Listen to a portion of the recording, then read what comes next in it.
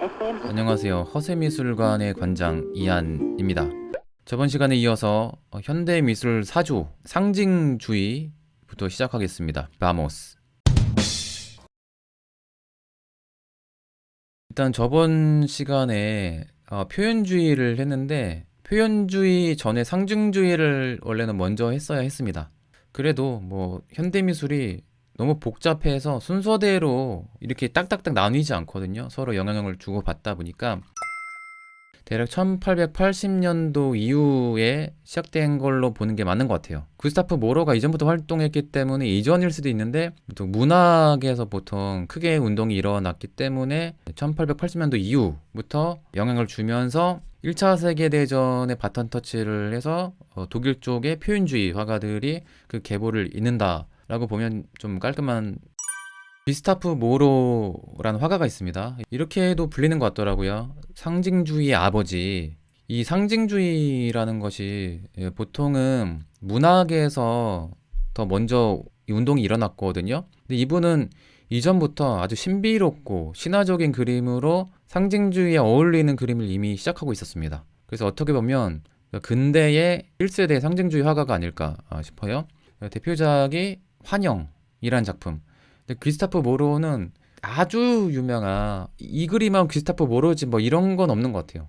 이 전체적인 분위기가 되게 개성적이고 신비롭고 몽환적인 이런 분위기가 있거든요. 주제가 뭐 종교도 있지만 신화 이런 주제로 많이 그립니다. 상징주의의 뭐 키워드를 이렇게 정리해놨거든요. 이전에 그 인상주의 포함한 사실주의에 반대하는 사조입니다.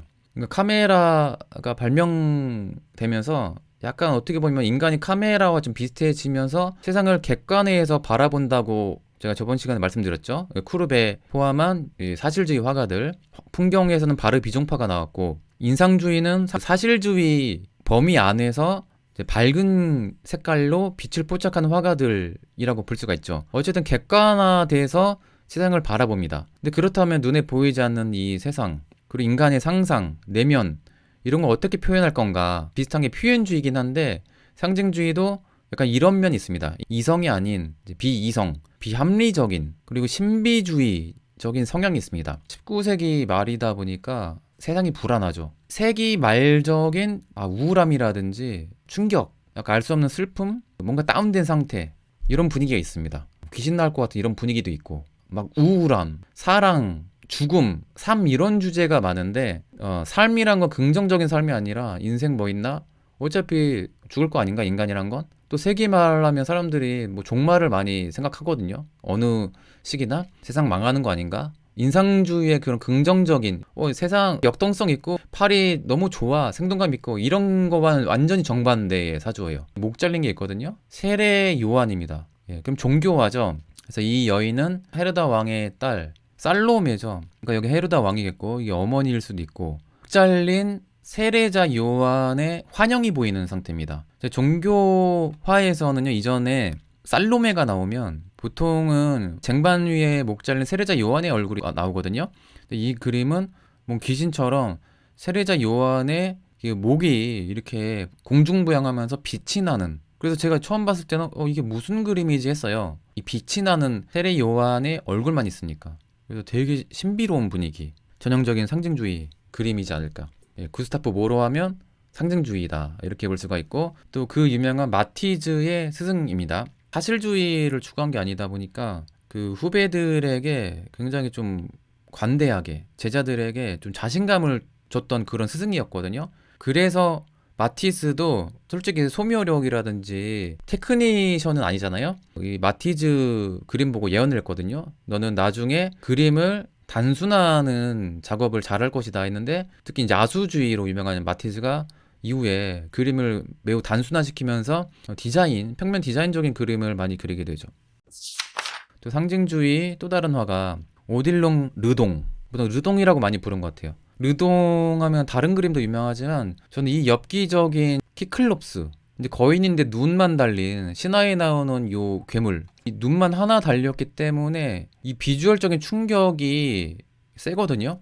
다른 키클롭스를 그린 화가들도 있는데 유난히 르동이 그린 이 키클롭스는요 이 잔상이요 없어지지가 않아요. 이게 여운이 오래 가더라고요. 귀여울 수도 있는데 찝찝한 알 수 없는 분위기, 신비로운, 그러니까 상징주의는 뭔지 모르겠는데 알 수 없는 희한한 뭔가 붕 뜬 분위기, 이런 느낌인 것 같아요. 그러니까 상징주의를 솔직히 이론적으로 미술사적으로 공부하면 진짜 이해하기 힘듭니다. 너무 어려워요.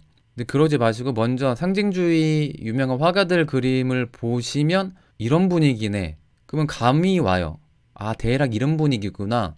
그래서 여러 그림을 보다가 다시 미술사적으로 어떤 시대였고 어떤 화가들을 말하냐, 그런 걸 뒤늦게 보면 조금 이해가 갑니다. 저도 다는 이해가 안 가요, 아직도. 세기말적인 감성. 근데 20세기 이후에도 상징주의는 이어지기 때문에 그 연도가 무조건 19세기 말만 해당되는 건 아니에요. 세기 말적인 분위기란 거지 20세기 초에 뭐 그랬다고 해서 그러면 세기 말적인 분위기 아니다, 이런 거 아닙니다. 좋은 키워드를 주셨네요. 상징주의는 꿈인지 생시인지 몽환적인 꿈 같은 분위기도 상징주의적인 분위기죠. 상징주의는 분위기로 느끼는 게 좋겠고, 나은 1차 세계대전하고도 영향이 있는 건가요?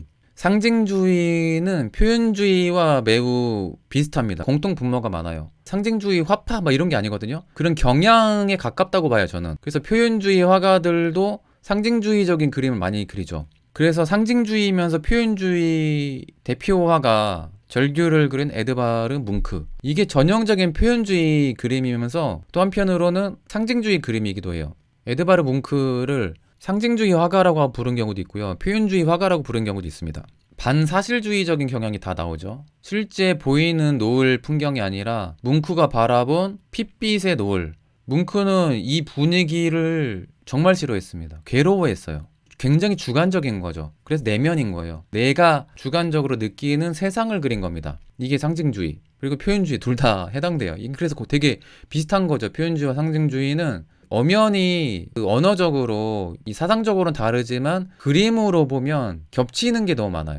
대신에 표현이 형태가 많이 왜곡되면 조금 더 표현주의적인 성향이지 않을까. 구스타프 모로는 일단은 소묘력적으로는 사실에 가깝거든요. 왜곡을 많이 안 했기 때문에. 그래서 약간 표현주의적이라고 하긴 좀 그래요, 제 생각에는. 근데 요거는 형태도 왜곡돼 있고 세상을 색채도 왜곡하고 완전히 자신이 중심이에요. 객관적인 세상이 아니라 내면의 세상. 이분은 이제 노르웨이 화가잖아요. 근데 또 독일, 오스트리아 쪽에서 또 많이 활동했으니까 그쪽이 좀 분위기가 우울하죠. 또 신비롭고 몽환적이고 알쏭달쏭 꿈 같고. 대표 화가 누구예요? 오스트리아 쪽 빈 분리파의 클림트가 있습니다. 장치적인 성향이 좀 강한 아르누보 화가로도 분류되지만 상징주의 화가이기도 합니다.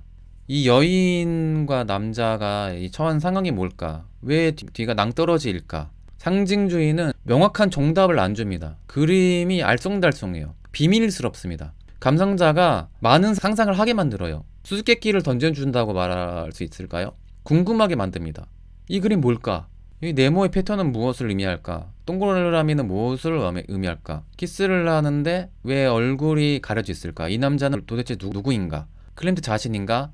다른 사람인가? 이 여인은 누구를 의미할까? 이 분위기도 묘한데 낭떠러지 옆에서 아슬아슬한 상태에서 키스를 하는 이 설정 신비롭죠. 비밀스럽고.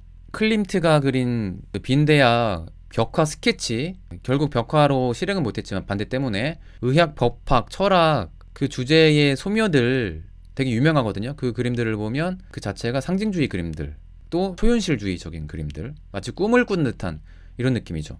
황홀한 분위기, 이것도 상징주의적인 거죠. 다 갖다 붙이고 있어.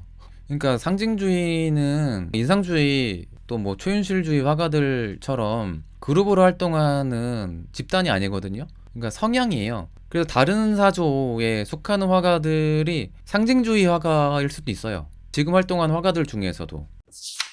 에곤 실레는 표현주의에 좀 더 가까운 것 같아요. 왜냐면 왜곡을 되게 많이 하니까. 색채도 그렇고 이 질감 처리도 그렇고 시체가 뭔가 썩는 듯한 이런 희한한 질감 처리로 그리잖아요. 팔뚝도 마구 왜곡하죠.